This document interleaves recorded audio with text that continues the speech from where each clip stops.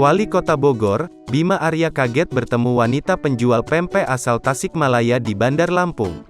Saat itu, Bima Arya sedang lari pagi di sekitar kawasan Gunung Kunyit bersama sejumlah orang. Aktivitas Bima Arya berbincang dengan wanita penjual pempek asal Tasikmalaya itu terungkap setelah dirinya mengunggah postingan di Instagram, Senin, tanggal 21 Maret tahun 2022. Dalam unggahannya, Bima Arya terlihat sedang berlari pagi ditemani dengan rombongan dari komunitas lari Lampung di sekitar Pantai Kunyit.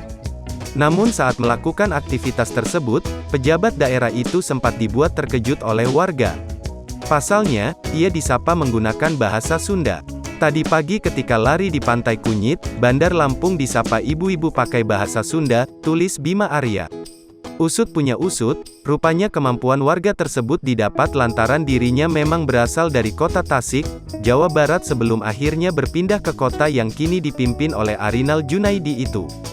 Ternyata asalnya dari Tasik, Jawa Barat, pindah ke Lampung sejak tahun 87, tambahnya. Di kesempatan yang sama, Bima Arya kemudian menceritakan sedikit kisah dari warga yang ditemuinya. Kata Bima, sang ibu merupakan penjual pempek yang sudah lama tinggal di Lampung.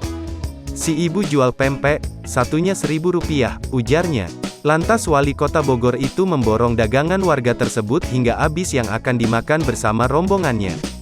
Berhubung yang ikut lari banyak, sekalian dibeli semua untuk sarapan bersama.